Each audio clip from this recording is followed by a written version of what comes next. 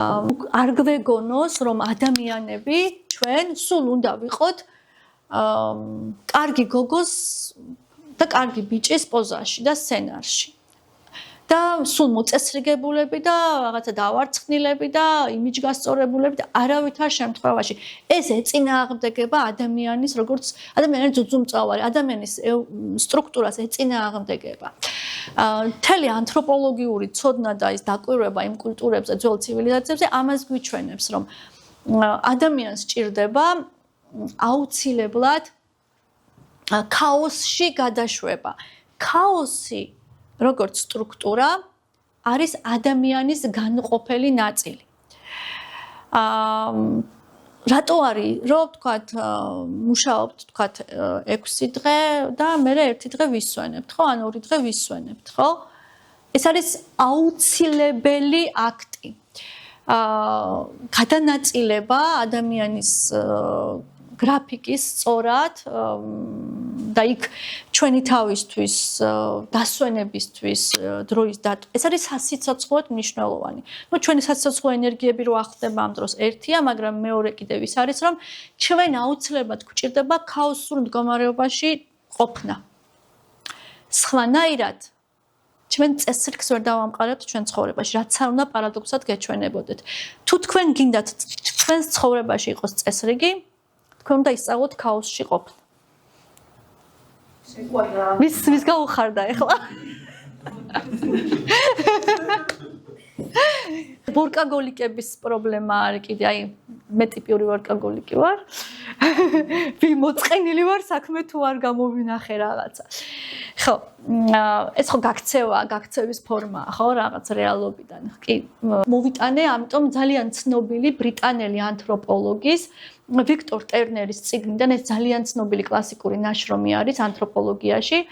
რიტუალური პროცესი, სტრუქტურა და ანტისტრუქტურა, ანუ კომუნიტასი. და ვიქტორ ტერნერი ამ წიგნში აღწერს კონკრეტულად აფრიკული ტომების რიტუალებს და ზუსტად მაგაზე საუბრობს, რომ რაც მე ვთქვი, სტრუქტურა, რომ იყოს შენარჩუნებული, უნდა იყოს პერიოდული გადაშვება ანტისტრუქტურაში და ნდებუს ტომის რიტუალებს მოყავს სამაგალითოდ, თუ ისინი როგორ მიზანმიმართულად აკეთებენ ამას რიტუალურად და დავანებოთ თავი აფრიკულ ტომებს, აი ეს ორგიასტული ელინური მისტერიები რო არის დიონისეს, ელევსინური მისტერიები თქვათ, ხო? და ვაკხანალიები რომში და მთელი ამბები, აი ზუსტად ეგ არის. ადამიანი ამ დროს ხდება გასვლა კოსმოსიდან, გასვლა გადადის ინილო ტემპორეში, ანუ სხვა დროში, სადაც დრო და სივრცე აღარ არის. ნუ ესე ჯობია რომ ვთქვა. ეს არის უჟამობა პირიქით, როდესაც დრო და სივრცე ქრება და იქ აბსოლუტურად გამოშვება ხდება ადამიანური ყველანაირი ჯინების და დემონების და ასე შემდეგ. ხო, და აი ამ გამოთავისუფლებული ენერგიის შემდეგ დგება ჭეშმარიტი წესრიგი.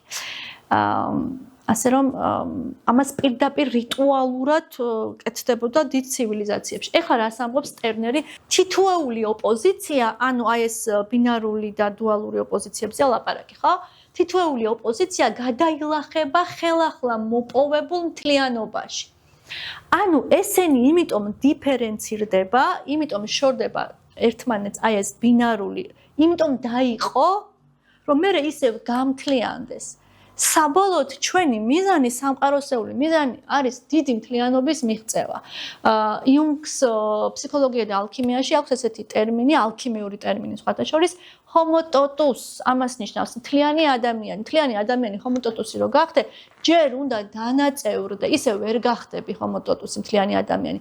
დანაწევრდე მთელ სამყაროში მიმოიბნე როგორც ოსირისის დანაწევრებული სხეული, ხო? ან დიონისეს დანაწევრებული სხეული არის მიმობნეული ყველგან. და მე ის ნაწილები შეიცნობენ სამყაროს სხვადასხვა უბნებს, სტრუქტურებს იმ თავთავიანთ ნაწილებით. და მე მოხდება ისე მათი გამთლიანება. ამიტომ თითოეული ოპოზიცია ემსახურება სწორედ აი ამ დანაწევრებას. გადაილახება ხელახალ მოპოვებულ მთლიანობაში, იმ ერთიანობაში, რომელიც სხვათა შორის მყარდება სწორედ იმავე ძალებით, რომელიც მათვე ემუქრებიან. ანუ რას გვეუბნება, ნახეთ, ერთი ოპოზიცია მეორეს ემუქრება, ხო? განადგურებით, მაგრამ სწორედ ერთმანეთთან გადაილახებიან და ერთმანეთით ასტრუქტურირებენ ერთმანეთს. აი ესეთი დიდი გონის შექმნილი სამყარო, აი ეს არის და მოწესრიგებული. ეს ჭესჩვეულებები დემონსტრირებენ უნარს საზოგადოებრივი წესრიგის სამსახურში ჩააყენონ თავად უწესრიგობის ძალები, დამახასიათებელი ადამიანური აგებულებისთვის, როგორც უძუნწოვრისთვის. ანუ მთელი პარადოქსი ის არის, რომ ქაოსის ძალები ემსახურებიან წესრიგის ძალებს. ანუ იმისათვის, რომ სამყაროში კოსმოსი სტრუქტურირდეს, ამისათვის მოქმედებენ ქაოსის ძალები და იღწვიან ქაოსის ძალები.